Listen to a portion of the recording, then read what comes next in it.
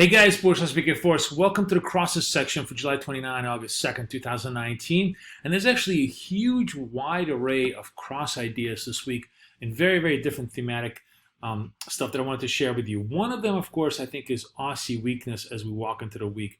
We don't like the event risk. We think there's maybe more stress in U.S.-China relations. And all of that, I think, creates some interesting opportunities, even on the most basic Aussie cross, which is the Aussie Kiwi, which I wanted to share with you. The second idea is this continued pound weakness as we are teetering on absolutely critical support levels.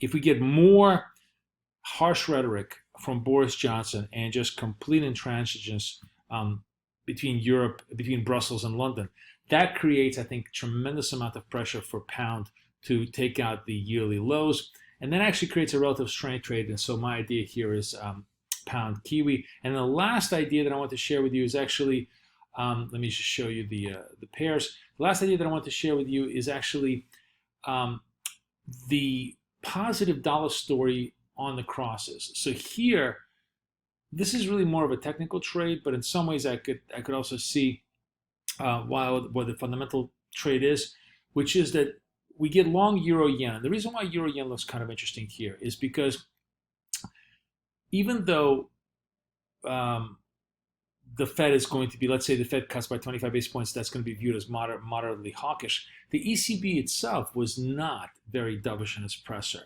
So what is very likely to happen, unless the Fed really cuts very sharply and destroys the yen component of it, the yen rallies, the euro stays stationary, and on technical grounds, euro made a very clean, clear bottoming candle here that we need to take a look at. So as a matter of fact, let's just take a look at that on the chart as our first order of business. So here's the euro. Look at this very strong bottoming candle. Not only did it come off the bottom, but it engulfed, I believe, 2 or 3 days worth of highs to close at right around 21. And today was a small retrace day, which is absolutely normal against this kind of a move here.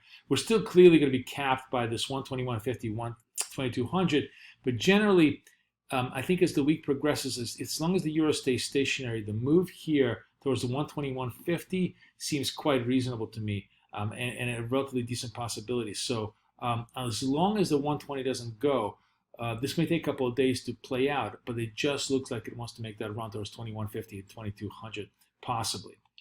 Now, the next order of business is Aussie Kiwi. This has been a very tight volatility trade for certainly like the last 2 or 3 weeks.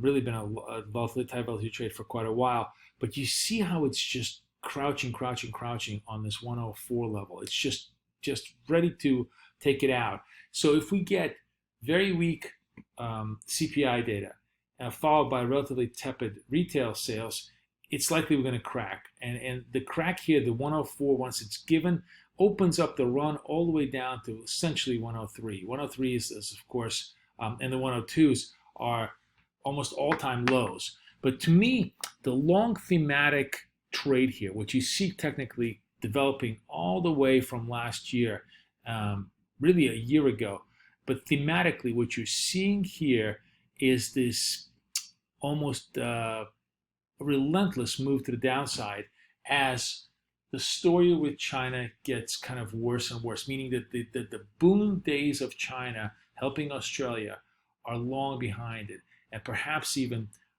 China facing a more significant slowdown than the market anticipates, really just cuts off oxygen to Australia. New Zealand is not as vulnerable because they're selling soft goods that need to be reordered, since food gets ordered all the time. But iron ore, construction, all of those capital good structures could literally be cut off. And that, I think, is what you're seeing just on a very long-term basis. But on a short-term basis, we're just bunching up around this 104, and a break here through the 104 really does open up a full retest to the bottom here at the 103, 102 level. And then the last trade, let me see if I can pull this up, it's really kind of a relative strength trade here. So Kiwi has been relatively strength as far as commodity currencies go. We've also had the pound Kiwi run up right up to the 20-period SMA and kind of die here a little bit. You can see right over here, we stalled 20-period SMA. So using that as an anchor point, essentially against this high over here, which is essentially 87, maybe 87.50. It provides us scope here for potential trade all the way down to 85. So this is really a story of pound getting more and more pressured front of the week on more and more Brexit worries and Kiwi staying stationary. And that opens up the way for us to move the trade all the way down to 80, 86, 85 as the week progresses. Those are the more interesting cross ideas I have for you. Wish you guys the absolute best of luck, the best of trading. Boris Schlossberg, over and out.